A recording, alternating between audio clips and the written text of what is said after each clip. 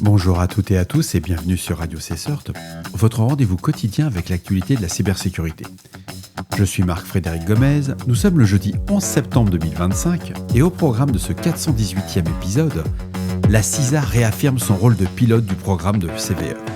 Une nouvelle attaque baptisée VMscape brise l'isolation entre invités et hyperviseurs sur processeurs AMD et Intel. Les affiliés du ransomware Akira exploitent toujours une faille critique dans les pare-feux SonicWall. Google publie un correctif pour une vulnérabilité critique dans Chrome. Et enfin, le témoignage d'un expert en technologie piégé par une escroquerie à l'emploi avec plus de 13 000 $ de perdus. Bien entendu, vous retrouverez l'ensemble des sources utilisées dans la description de l'épisode ainsi que sur le site de radiocesseur.org. La CISA a publié une déclaration officielle par la voix de Nick Andersen, Executive Assistant Director for Cybersecurity. Dans un contexte de menaces croissantes, l'agence rappelle que les adversaires exploitent les vulnérabilités avec une rapidité et une intention stratégique accrue. La mission de la CISA est de redonner l'avantage aux défenseurs. Le Common Vulnerability and Exposure Program, soutenu par la CISA depuis plus d'une décennie, constitue l'un des leviers essentiels de cette stratégie. Le programme fournit un langage commun pour décrire les vulnérabilités exploitables et reste au cœur de la défense nationale américaine. La CISA affirme qu'il ne peut y avoir de cybersécurité nationale sans un système fiable et piloté par le gouvernement pour l'identification des vulnérabilités. Toute fragmentation ou privatisation du programme fragiliserait la confiance et mettrait en péril les infrastructures vitales ainsi que des vies. Le KEV repose directement sur le CVE programme enrichi par les capacités opérationnelles de la CISA et ce socle alimente le modèle de défense basé sur la menace en apportant des identifiants cohérents et des métadonnées descriptives accessibles et fiables.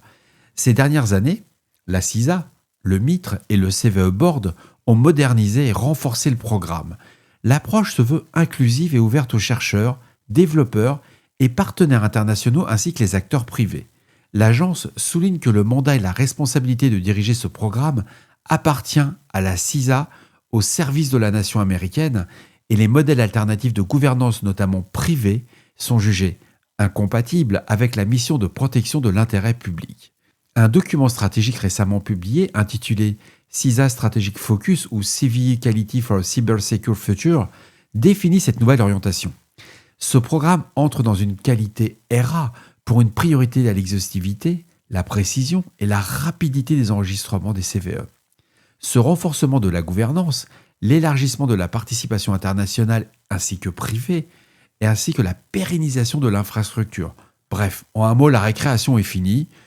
Et en plus, la CISA appelle enfin la communauté des chercheurs en cybersécurité à contribuer activement à l'évolution de ce dispositif national.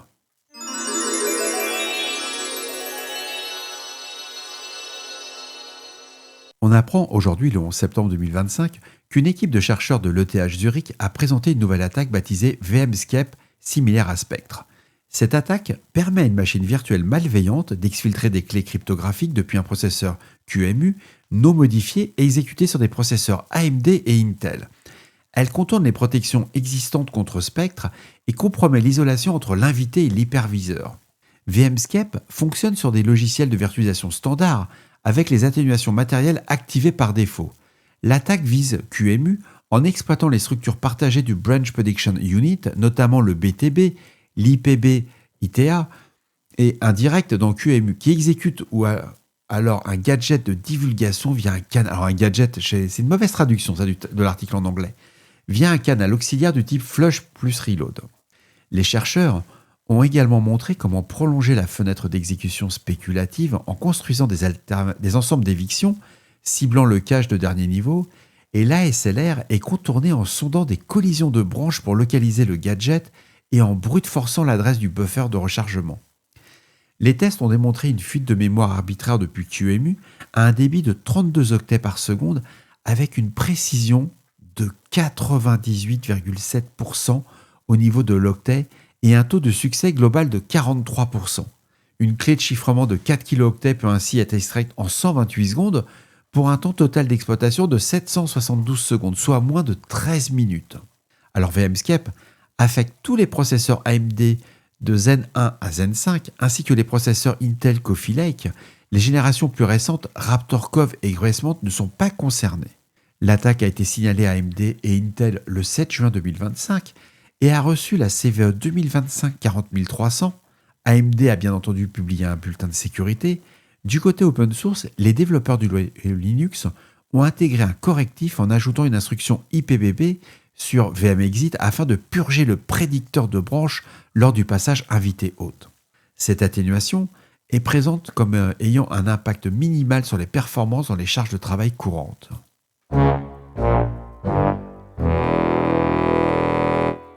Plus d'un an après la publication du correctif concernant la CVE 2024 40766 dans les pare-feux nouvelle génération de SonicWall, les affiliés du ransomware Akira continuent d'exploiter cette vulnérabilité critique. En juillet 2025, une nouvelle vague d'attaques a touché plusieurs entreprises selon SonicWall. Cette recrudescence est liée à des migrations de pare-feu génération 6 vers génération 7 sans réinitialisation des mots de passe locaux, contrairement aux recommandations du constructeur. Depuis début août, l'équipe de réponse à incident de Rapid7 observe une hausse des intrusions impliquant les équipements SonicWall. Les éléments collectés indiquent que les attaquants combinent 3 vecteurs. La CVE 2024 40766 encore non corrigée sur certains systèmes, une mauvaise configuration de l'option SSL VPN Default User Group qui attribue automatiquement des privilèges élevés à tout utilisateur LDAP compromis. Et enfin, l'abus du Virtual Office Portal qui permet aux attaquants de configurer une notification MFA ou TOTP sur des comptes déjà compromis. Il faut savoir que l'Australian Cybersecurity Centre a également signalé une intensification des attaques visant des organisations australiennes vulnérables à cette faille.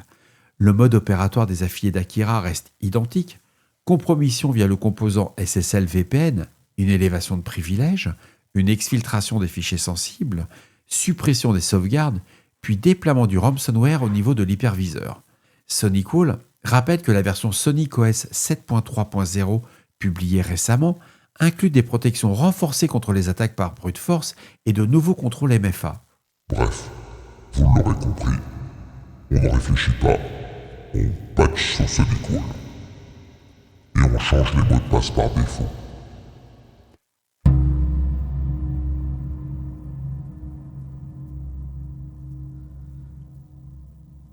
Google a publié un correctif de sécurité pour son navigateur Chrome afin de corriger une vulnérabilité critique.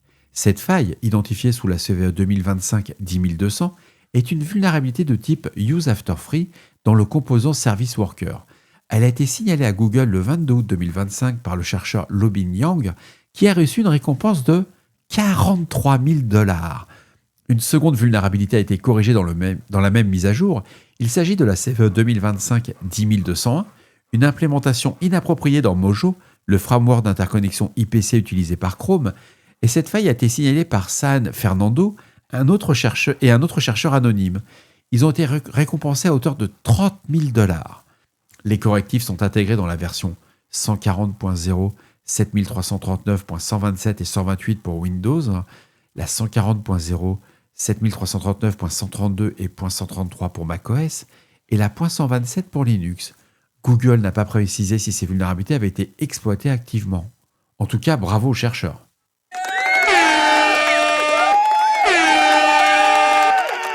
Un article du 10 septembre 2025 montre un témoignage qui met en lumière la recrudescence des escroqueries liées à la recherche d'emploi. Sam M, expert en technologie depuis plus de 20 ans, a perdu 13 000 $ dans une arnaque en ligne.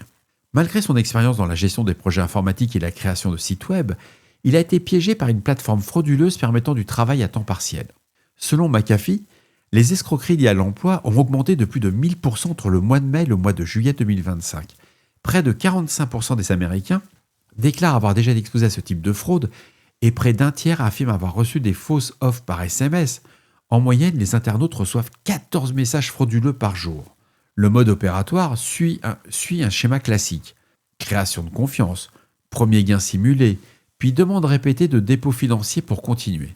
Sam a ainsi été entraîné dans un cycle d'advance fee, ce qu'on appelle avancer des frais, d'aboutissement à une perte de 13 000 $. C'est un bon client, lui. Les chiffres confirment l'ampleur du phénomène. McAfee estime que les victimes perdent en moyenne 1 471 $ par escroquerie pour un total de 12 milliards de dollars signalés en 2024, soit une hausse de 21% par rapport à l'année précédente. Vous vous rendez compte ? On parle de 12 milliards de dollars au total. Ces escroqueries exploitent un contexte de vulnérabilité, rendant la recherche d'emploi encore plus éprouvante psychologiquement et financièrement. Alors vous avez dû le constater aussi pour certains d'entre vous, moi je reçois des fausses offres d'emploi via LinkedIn et on me propose des interviews, ainsi que c'est vu via des offres d'emploi, on me dit qu'on va me faire une interview et pour postuler sur telle entreprise, au début on me propose $400 les 15 minutes pour parler. Je dis tiens c'est quand même bizarre, c'est super bien payé pour 15 minutes. Et puis très rapidement, vous vous rendez compte que y a des frais pour être mis en relation avec le cabinet, ce genre de choses. Bon, en bref, en un mot, vous ne toucherez jamais ces 400, entre guillemets, ces $400 ou 400 €. On est là pour vous prendre du pognon. Mais c'est tellement sympa de les faire marcher, moi j'adore. Et voilà, cet épisode de Radio Cesseur du jeudi 11 septembre touche à sa fin. J'espère qu'il vous apportera des informations claires et utiles. D'ici là, restez vigilants, surveillez vos systèmes et surtout, on ne réfléchit pas, on patch. On se retrouve demain pour un nouvel épisode. Prenez soin de vous. Je vous embrasse très fort. Au revoir. Ah si, j'ai vu un truc qu'il faut faire sur YouTube et compagnie. Alors, si vous n'êtes pas encore abonné, abonnez-vous à Radio Cesseur. Je vais vraiment être un très mauvais influenceur. Oh, on ne peut pas dire ça chaque fois, c'est pas possible.